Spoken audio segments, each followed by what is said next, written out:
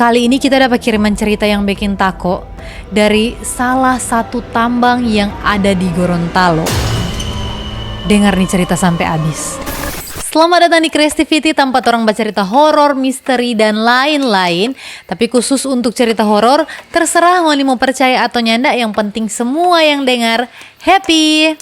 Kali ini orang dapat kiriman cerita horor dari salah satu orang petamang TikTok yang bernama ini. Terima kasih sudah kirim. Torang panggil jo pengirim cerita ini Kak Ansar. Jadi Kak Ansar kata saat itu bekerja di salah satu tambang yang ada di Gorontalo. Kemudian ada satu peristiwa yang menurut dia bikin takut sekali sampai dia nggak mau lupa. Torang langsung pada bercerita. Saat itu Kak Ansar kebetulan sama yang kita bilang tadi ada di satu area pertambangan. Nah karena dorang kerja di tambang, jadi dorang rupa tinggal masih di area yang sama begitu dang. Tibalah satu malam kata, pas Kak Ansar ini lagi beristirahat, tiba-tiba cuaca sangat buruk di situ. Mulai dari angin ribut, ujang, pokoknya buruk sekali kata cuaca saat itu. Sampai-sampai menyebabkan area di situ, spesifiknya area pertambangan di daerah situ, longsor. Karena kata saat itu posisi malam nyandak karuan yang DP cuaca, jadi Kak Ansar dan orang-orang yang ada di area tersebut badiam di rumah dan nyandak keluar-keluar, meskipun dorang kata tahu ada sesuatu yang terjadi di luar rumah dang. Nah besoknya pagi-pagi betul dorang pe area yang dekat sekali dengan dorang longsor toh, jadi ada tim SAR, ada TNI, ada polisi yang datang untuk mengecek apakah di daerah padorang situ ada korban yang tertimpa longsor, karena ternyata itu longsor itu ada terjadi lagi di daerah pertambangan yang dimana DP jarak itu cukup jauh dengan area dorang tinggal. Nah karena Kak Ansar saat itu kata khawatir dang ada dia pe teman mungkin ada sementara kerja kung kena longsor, maka Kak Ansar ini memutuskan untuk kita iko jo pa tim SAR dan lain-lain itu untuk mencari teman-teman yang ada di atas. Perjalanan itu kata dari dorang pe tempat tinggal itu sampai di area tambang sekitar 1 jam. 1 jam atau 1 jam setengah. Jadi dorang jalanlah ke atas. Terus ternyata betul ada korban-korban yang ditemukan akibat bencana longsor tersebut. Maka korban yang dorang bawa itu dorang antar ke posko yang ada di dekat area warga lah, rumah warga. Tapi saat itu Kak Ansar kata masih ada berjalan terus dengan tim lainnya untuk mengevakuasi atau melihat apakah masih ada korban yang di lebih jauh dari area itu dah. Dorang jalan terus, kong ada dapat sekitar 2 atau 3 korban di area situ yang agak jauh dari rumah. Kong dorang harus angka dang, apa mau bilangnya dari bahasa, pokoknya mesti angka. Biasanya kata kalau mau ke area tambang itu boleh pakai motor toh, cuma karena ini mau bawa mayat, jadi orang kata mesti baku angka bawa turun ke bawah, baru abis itu menaik ulang ke atas. Dulu baku gantilah Kak Ansar ini yang pegang baku bantu angka. Kung tiba-tiba kata Kak Ansar rasa soalnya ndak mampu mau turun ini, tapi nggak mungkin dorang mau tunggu pak Kak Ansar toh, cuma karena dia lelah. Jadi Kak Ansar bilang lah pada teman, nih ngana baku ganti dulu kok adeng kita nih nggak pegang kok bawa ke bawah, kita mau istirahat dulu di ada kata warung di dekat situ. Kebetulan dia duduk kata di situ. Hari mulai malam karena dorang pergi dari pagi itu ada butuh banyak waktu untuk naik dan turun ke bawah. Kak Ansar kata duduk sekitar setengah jam sampai 40 menit, kok tiba-tiba gelap. Dia memutuskan untuk semua turun. Pas dia turun, dia dengar ada yang bapanggil, Ansar. Dari jauh dia dengar ada yang bapanggil dang. Cuma karena dia tahu masih ada tim juga yang lebih jauh ada berjalan dari dia kata batunggu cari-cari Lia.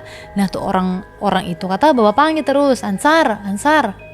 Jadi dia kata batunggunya ndak lama, ternyata betul ada 2 orang DP teman yang baru mau turung le kata. Baku basa-basi, kepongnya dari sana dang, dari mana ngoni. Nah DP teman-teman ini kata ada 2 orang, dorang pe baju kata so basah. Ansar pikir mungkin karena ada baku bantus tuh di atas. Jadi basa-basi. Cuma kata karena so dingin dan dompe baju basah kung so kedinginan, ini 2 orang ini so pucat. Yang satu yang so kurang baba diam, so lome dang. Cuma DP teman yang satu masih ada baba cerita no dengan Ansar sampai turun ke bawah. So dekat area rumah warga. Kong dorang 2 kata bilang Pak Ansar, torang mau singgah dulu Pak Tamang di rumah ini. Nggak duluan Jue, sudah lato orang. Jadi Ansar kata bilang, oh iya dang, kita mau ke pos dulu, mau balik ke pos, mau cek, habis itu mau pulang. Sudah, dia pergi bacek lah di pos, kong cuma nyandak lama, baru dia kembali pada tempat tinggal. Besoknya pagi-pagi dia mau bantu ulang Pak Tim SAR, polisi, TNI dan lain-lain itu untuk mencari lagi apakah masih ada korban akibat bencana tanah longsor yang terjadi. Yang pertama Ansar lakukan adalah pergi ke pos karena biasanya ada laporan siapa saja yang diperkirakan masih ada di atas, siapa-siapa yang sudah meninggal begitu, dan pokoknya ada laporan yang tak tempel. Dia baca-baca terus, tiba-tiba dia lihat satu daftar nama, kok di situ kata so ada DP foto lagi. Dia tanya, ini maksudnya su meninggal? Ansar dengan muka panik, bingung kata, kong tuh orang di pos itu jawab kata, oh iyo, tadi malam kata barda bawa turun. Ini tahu, tuh orang yang udah meninggal itu ternyata 2 orang Ansar Petemang yang ada turun sama-sama dengan Ansar di malam sebelumnya. Ih gila sih itu. Ternyata pas Ansar turun dengan dorang sudah meninggal. Ansar jadi bingung, kok tadi malam itu siapa dang yang ada turun dengan kita? Maksudnya biar tamang ledang tuh. Menakutkan kuman itu. Kok sudah dang Ansar cuma kasih, ya sudah mau bagaimana yang penting so lewat kong ya anggap juga orang ada teman turun ke bawah. Jadi Ansar balela ulang ke area evakuasi begitu dang. Dia mesti naik kata itu. Pas naik ada camp kata. Camp itu apa ya mau bilang, tempat istirahat lah, dorang tempat istirahat di dekat situ. Sebelum ada mau ke tempat yang lebih jauh lagi. Jadi dia beristirahat di situ. Kok nih teman-teman bawa lewat, dorang bilang, "Oh, Ansar, orang mau turun dulu ya." Jadi Ansar kata, "Oh iyo, kita di sini aja dulu." Ansar kata nyendak sadar tiba-tiba malam begitu dang, dia bertunggu sendiri di situ. Sebelum dia keluar, dia kata dengar dari luar camp ini ribut sekali.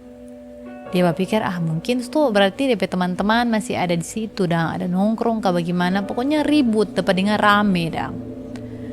Terus nyendak lama setelah itu, pada orang pe muka pintu camp itu ada macam papan begitu dang. Kong tiba-tiba ada suara tangan dengan kuku panjang, ada bagaro-garo dorang pe papan yang ada di pintu itu.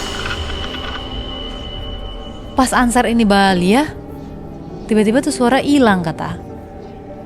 Di situ Ansar coba pikir, aduh, nggak beres ini. Makanya Ansar mau cepat-cepat keluar dang, mau pergi bilang pada teman-teman yang ada di luar. Belum sempat dia buka tuh pintu, dia dengar lagi suara yang sama. Kuku panjang, ada bagaro-garo di kayu di papan itu. Mau tak bayang tuh kalau kuku panjang sekali kum bagaro-bagaro di papan itu dapat dengar sekali. Jadi Ansar lebih takut dang waktu itu kata. Cuma pas dia buka camp, ternyata di luar itu nggak ada siapa-siapa. Pokoknya kosong dang. Mar dari tadi dia dengar ribut sekalianan. Wih, Dia kata langsung panik sekali. Dia bilang, "Duh Kak, kita langsung panik. Sebenarnya itu dari camp mau ke bawah masih ada jauh lagi dang. Kok itu posisi so malam, harusnya kita batahang jo di camp. Ini kita memutuskan untuk pergi jo ke rumah dang, ke area warga." Meskipun kata DP resiko saat itu dia harus melewati jalan yang licin sekali. Kong DP sei ini jurang dang. Jadi dia ini boleh tak salah injang masuk jurang no. Cuma saking takutnya dia ada dengar itu suara babagaro itu, apalagi pengalaman dia baku dapat yang DP temang yang ternyata so mati, akhirnya dia memutuskan untuk kembali pada DP tanpa tinggal. Pokoknya begitu kata tuh Ansar dah alami saat itu. Menurut Ansar itu dia nggak bisa mau lupa sih kejadian itu, karena nggak ada bajalang dengan orang mati dari utang kamu turun ke rumah warga. Aduh, pokoknya begitulah DP cerita guys. Ini cerita pertama tentang pertambangan sih. Kalau masih ada cerita yang lain yang ngoni alami pengoni petampa kerja atau dimanapun itu, boleh langsung DM pak kita pe TikTok atau Instagram. Kong jangan lupa untuk subscribe YouTube channel Creativity, like, komen juga di TikTok dan YouTube. Oke, torang baku dapat di video selanjutnya.